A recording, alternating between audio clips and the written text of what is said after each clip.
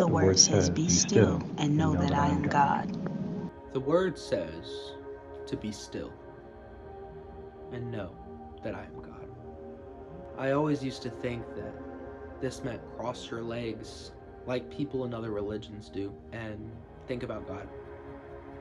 But I'm beginning to understand that it's more than that.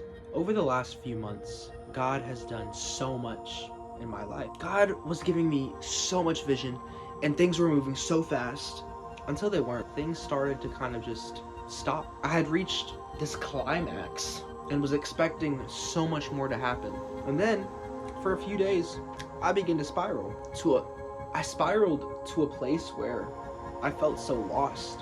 I had seen the goodness of the Lord. I was expecting him to do all of these things, and all of a sudden, where was he? Where was God? Where was the vision? But then one verse kept on coming back up. Psalm 46, be still and know that I am God.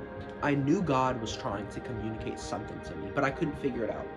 I remember telling a coworker, I'm so confused. And she said, well, be still. I finally studied what be still, specifically the be still, and I found something truly interesting. The phrase be still in the Hebrew means to become helpless, to collapse before God, to let go of, to surrender. God's been speaking to me a lot about surrender this year. And so I sat down for a few days with this idea of surrender. And then I stumbled across this old journal entry from late last year. And God stated he wanted me to rest in his spirit more than to expect some big move of God, some crazy big explosion. It was crazy because it jumped out of the page at me. It was like, this speaks to what I'm going through now. Because last week I had expected some big move of God, and I found myself getting disappointed.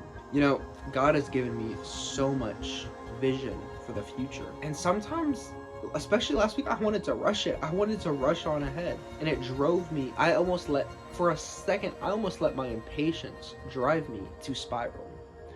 But God's word says to be still, says to be patient. It says to trust him. Over the last few days, I have taken this into consideration. I've resurrendered some dreams, the visions, to the Lord. I'm accepting that his timing is greater than my own, and I'm trusting in his timing. And since I've surrendered, the peace of God has covered me even stronger than I think that it ever has. I am so assured in the plan that he has for me. The word says to not be anxious in anything, but in everything, by prayer and supplication, let your requests be known to God. And the peace of God will guard your hearts and minds. So, with all that being said, this is your reminder that God's timing is different from our own. This is your reminder to trust in his timing, to recognize your humanity, to collapse before him, to let go, to not try to figure out how everything's going to work out, and trust and be patient, be present, be still, and know that he's God. Until next time, stay big blessed and not big stressed.